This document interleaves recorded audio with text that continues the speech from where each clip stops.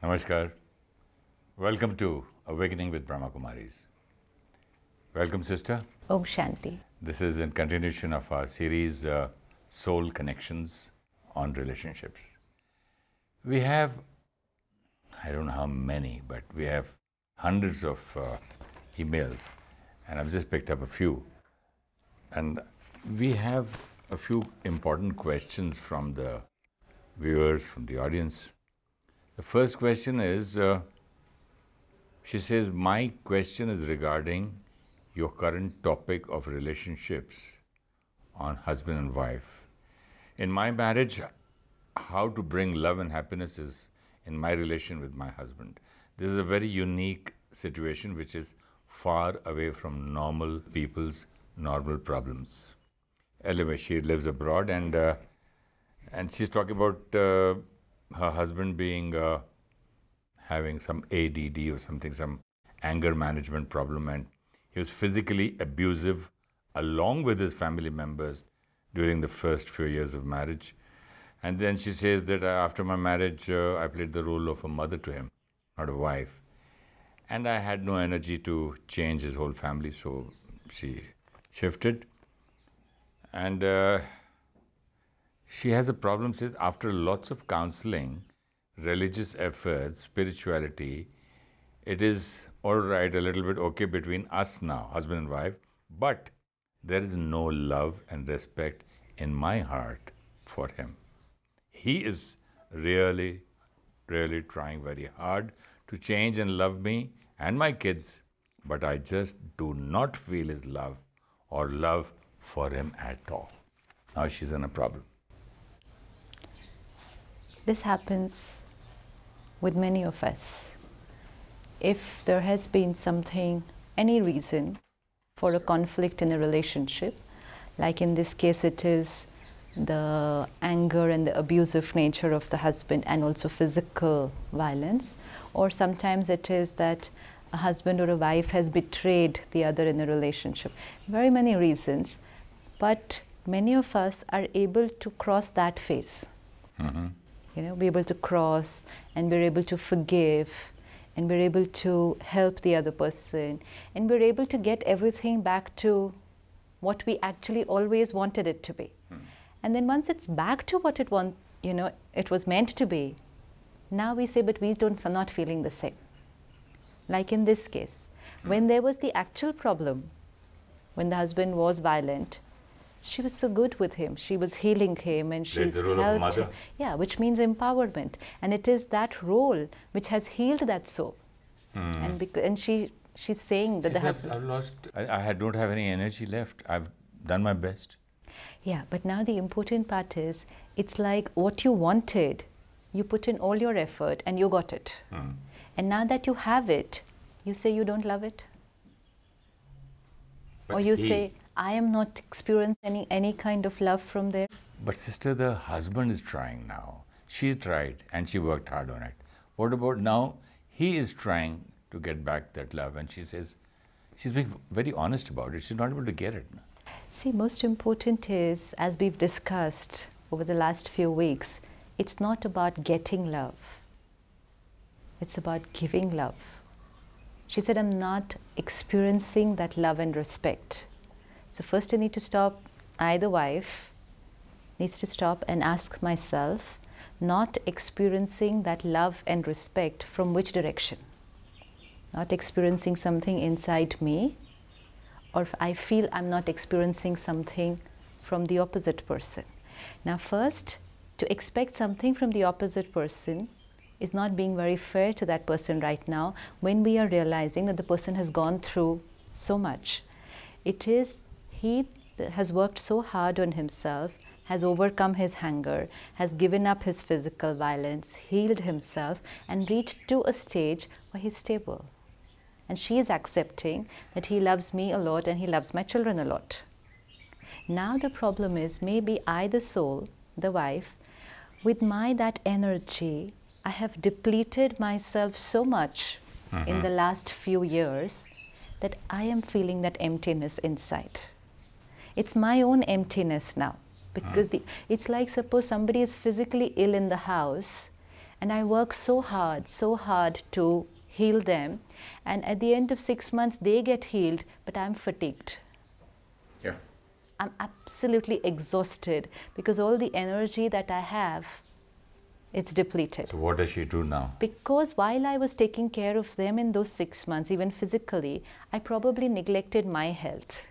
Yeah. I was putting in everything on taking care of them. So she should have taken care before she started healing him? While the whole process also, when you are taking care of someone, we forget that we have to take care of ourselves while we are taking care of other people. While she was healing the husband, she has also been creating pain. She's been worried, fear, hurt, anxiety, and in spite of all this energy, she's taking care of him, which means she must be tolerant outside, patient, not withdrawn from the situation, stuck to being there with him and the children, which many people say we're here for our children, otherwise we would have left. So internally turmoil, but externally been there with him. Very short, stable. Yeah. She was not stable. She was not stable internally, though she was very strong outside. So that requires too much of strength, where internally you're in pain, but you're doing externally more than your internal capacity allows you to do. So that really depletes you. Yeah. That really depletes you. It's like lifting this chair again. I don't have the power and yet I want to lift it. So if my limbs are weak and I still say, no, but I'm going to lift this chair, and I take this chair and I move at the end of the corridor, by the time I move at the end of the corridor, you know what would have happened to my arm? So I cannot and I should not lift the chair without first taking care of myself. Now, most of us in the field of relationships want to take care of each other. We want to heal each other. And we feel it's okay if I'm in pain inside, as long as I'm playing my role of wife, mother, daughter, parent, whatever well. And well means you are shouting, I'm quiet. You are hitting me, but I'm still sticking around with you. And I'm thinking that I'm playing my responsibility well. This is how an ideal wife or an ideal parent should be, an ideal child should be. But internally, my capacity doesn't allow. And this is what will happen. This is kind of a breakdown. This lady has suffered, and that person used to get drunk and physically abuse her and beat her. This is a story maybe of 20 years, 22 years. Supposing this is happening with a woman today, right now, can you explain that first before we go to the next step? Next step, I would request you to tell her what to do now. But for the person who's listening now, supposing it is just first year and this is happening to a woman, what should she do? One is that let's put physical violence separate and first look at anger management. Okay. Let's say my partner, husband or wife, whatever, is very loud, very angry, very abusive. I've understood the personality trait of the opposite person.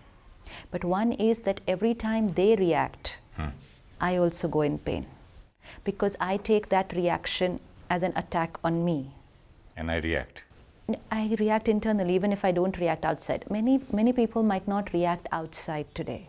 With the responsibility that I want to keep this relationship intact and for my children and everything. So they keep quiet.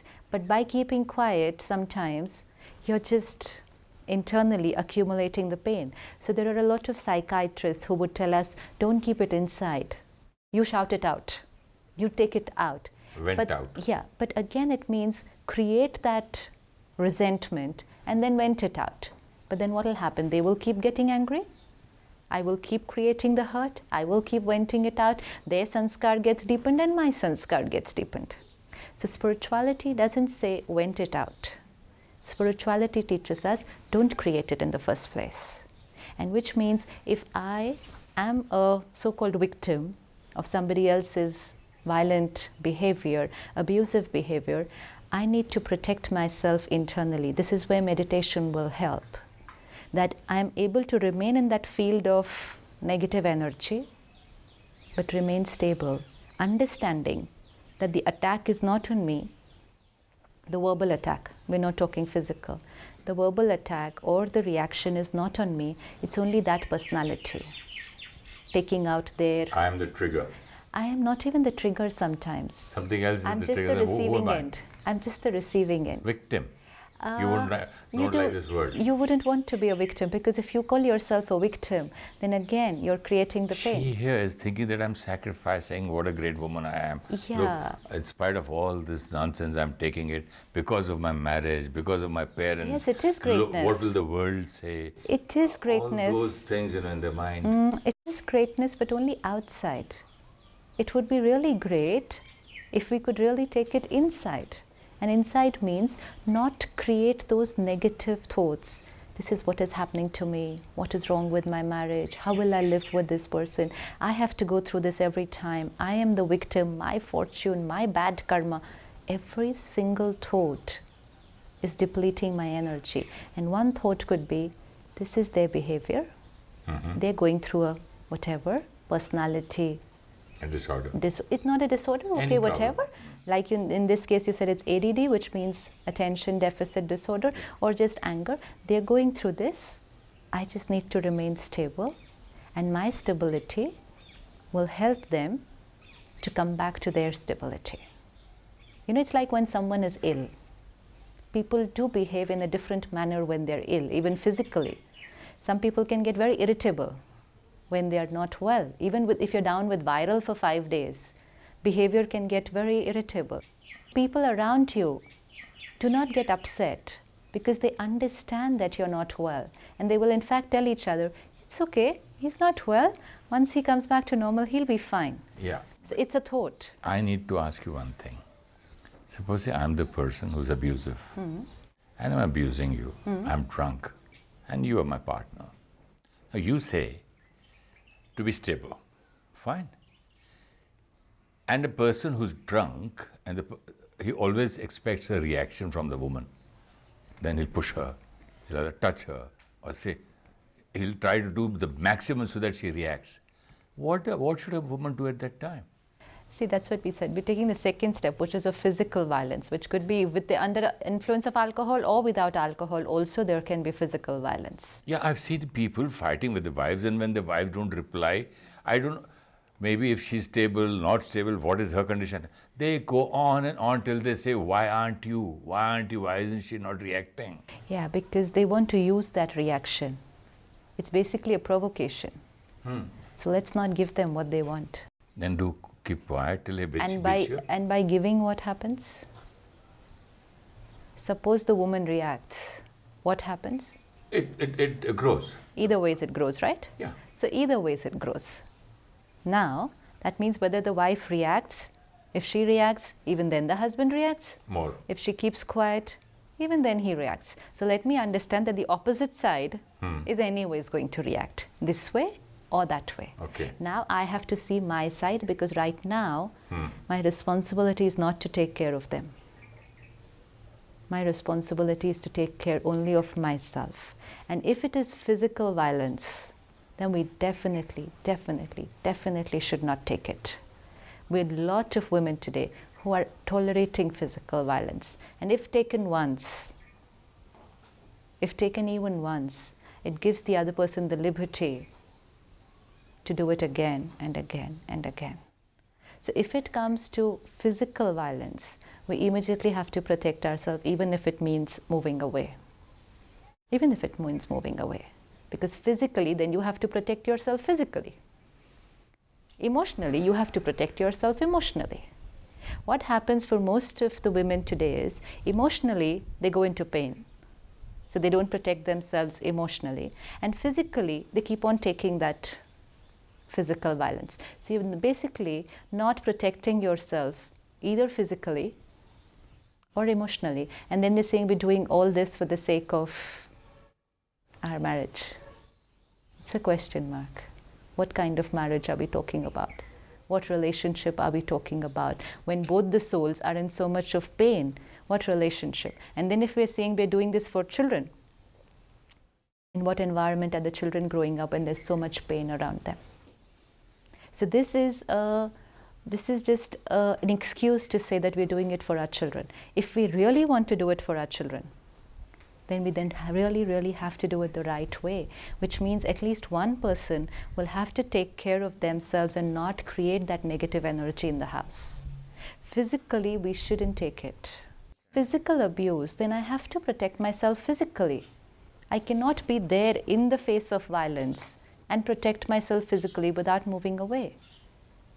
So one is we will have to protect ourselves physically. In fact, that's a power to face. Spirituality gives us this power to face. I've seen a lot of women who were otherwise earlier, taking all this kind of things from people because they were weak.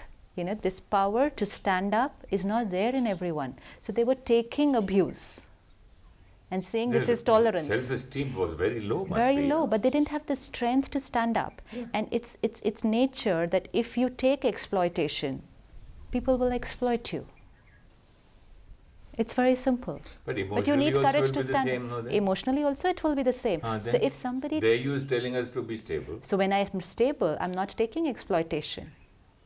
Then what are you doing? See, I'm not. If you're trying to emotionally provoke me and I'm not getting provoked, so I'm not getting exploited. I was talking about that, a woman, when this man is shouting, fighting, if he keeps quiet, he doesn't like it. So what does she do? I'm not really going to be concerned about what he likes such now.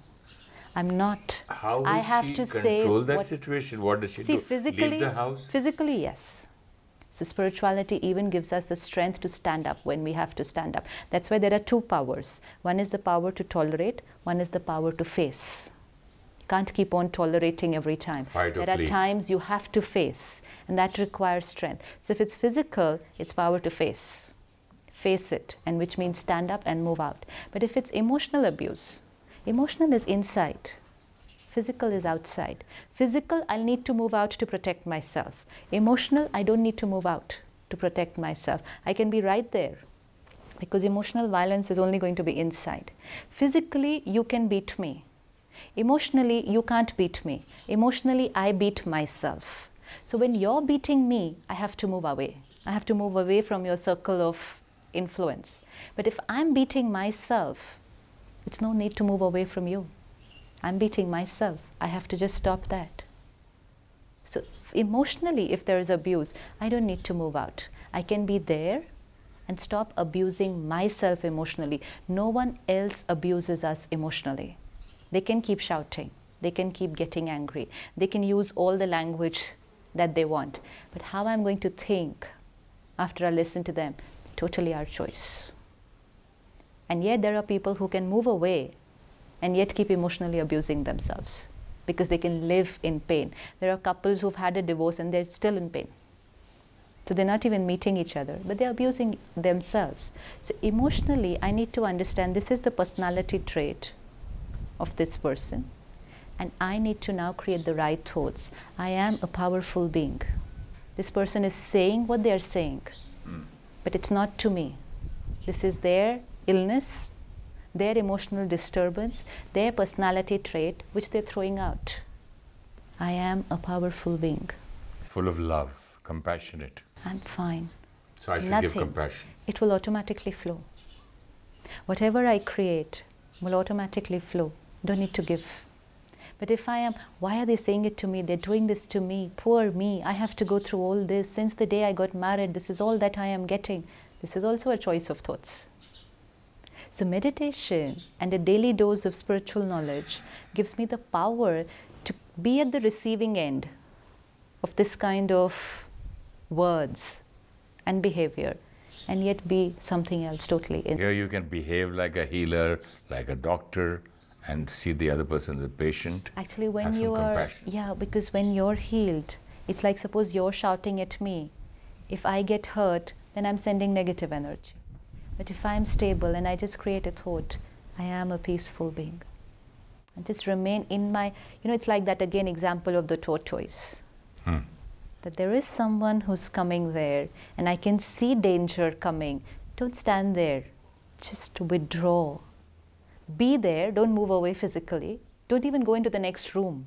That can be very irritating for the other person because they want to shout. What I was going to ask they want to shout, so don't move away. Don't lock your room and make but lock your room in here. Be there. And which means your words cannot penetrate through. And even if I can hear them, I still have a choice what to create. Be there. Everyone needs to experiment this. But the strength that is needed to do this comes from daily practice of meditation. Because when we are weak, we're not able to create the right thoughts at that moment. Be there, listen to them shouting, and just stand there with one thought. I am that pure, peaceful being. Because anyways, what they're saying is not relevant right now for us to hear. Yeah. It's not at all important. And then when I create this thought, then automatically that energy will vibrate. They might get provoked for some time because they're not getting what they want from us. But finally the energy will be healing. Now in this case, this lady has done a lot of effort outside without creating the right thoughts internally. She's been in pain but put in a lot of effort outside. So today she feels drained out. Even now, she just has to stop looking for what is to come from there and just start looking at what she's creating here. Even this thought, I have no love and respect left. But this letter, the long letter she's written about her in-laws, friends, relatives, all those people, she still is in pain. She's in pain. Yeah. That's why. So it's not about healing the husband. 22 years, sister. Yes. But it's not about healing the husband anymore.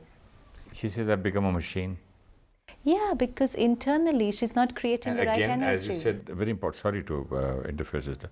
She says, I do not want my kids to go through broken home like many other American kids. Isn't this a broken home? People feel that as long as they're living together, they've done their duty for their children. Now, throughout these 22 years, she has created this thought, I don't want to be with this person. I don't want to be with this family, but I'm doing it for the sake of my kids. For the sake of my kids. Not a very right thought. So the basis... Every thought matters. This thought is a thought of a victim. This thought is, poor me. I'm suffering so much. Look at what is my destiny. With all this thought, I'm tolerating everything outside. For the sake of my children. So it doesn't work like this. So the hard work of 22 years, same thing if she had done with a little knowledge of Brahmakumari, as you say. It's just a little knowledge of what's the right thought internally. Actually, we thought that doesn't matter. That is why now she doesn't respect him and love him. It's not about she doesn't respect him and love him anymore. She's created so much negative energy over a period of 22 years that she's not being able to create the energy of love and respect, which just means she's not able to create pure positive energy. She's full of pain and hurt and resentment. So can you tell her to do meditation? Yes. She can go to the latest nearby Brahmakumari's. That's definitely. So why don't you tell her what you want? She can go to the Brahmakumari Center and learn meditation. That will obviously create magic. But important is also, till she even goes and starts doing it, important is just to sit back and check your thoughts every day. And every thought which is not of the right quality, change. I do not feel any love and respect for him anymore. Change. I am a loveful being. I am. This is my nature. Love just flows from me. I'm a soul. I am. That's what. I am. That the nature of the me, the soul, is love. And in everything that I do, that positivity, that love is radiating. It's my thought. I just have to change the quality. And respect means I accept him now as he is. So it's not about getting from there. It's about what I have to give. I've been doing so many episodes with you. I've tried so many things. But honestly, even I forget that I'm a soul. Yeah. I forget. What do you do? I try to get up in the morning. I do meditation. I try to read Murlis. But even then, sister, it's not... Again, I don't know why we forget. Because it's something that we have forgotten since so many years, births actually. It's like, it's something hidden inside, and then label after label after label after label. So once you start removing the labels and you're just about to reach the core, again some more label. Again you try and remove it, again you try and reach there, again some more information and labels. So it's about this awareness that this is who I am, and that's why we do after every 1 hour, 1 minute of silence. Just meditation in the morning is not enough. I forget during the day. So after every 1 hour, we call it traffic control of the mind. It's a very beautiful concept at the Brahmakumaris. Traffic control of the mind. That is, after every 1 hour, pause for a minute. I mean, at the centers and at the headquarters, we have a beautiful music that will play after every 1 hour. So wherever we are, whatever we're doing, we take a pause. But for us, those who are working and are out at homes, we use whatever method we can, like putting an alarm on the phone or whatever technology help we can use. But after every 1 hour, take a pause, silent, and again the thought, I am a peaceful being. I am a soul. All this is acquired. Even that one thought and the way of looking at everything changes. Why did they say this to me? Why did they do this to me? Now what will people think about me? Now what will happen? Now what? Everything becomes immaterial when I remember this is all outside. This is who I am. And me, originally, very pure, very peaceful. I come back after that 1 minute of meditation, very anchored, very grounded to my original identity. Then again, as I move into the next hour, I could make mistakes. I can again create negative thoughts, again get upset, but now I'm aware. And as I create it, I immediately You're bring it aware, back. while supposing I'm writing an email on an internet, after every 1 hour there's a beep, and I stop and say, okay, who am I? I'm a soul. What are my qualities? What are the qualities, traits of a soul? What are the real sanskars of a soul? Peace, love, happiness.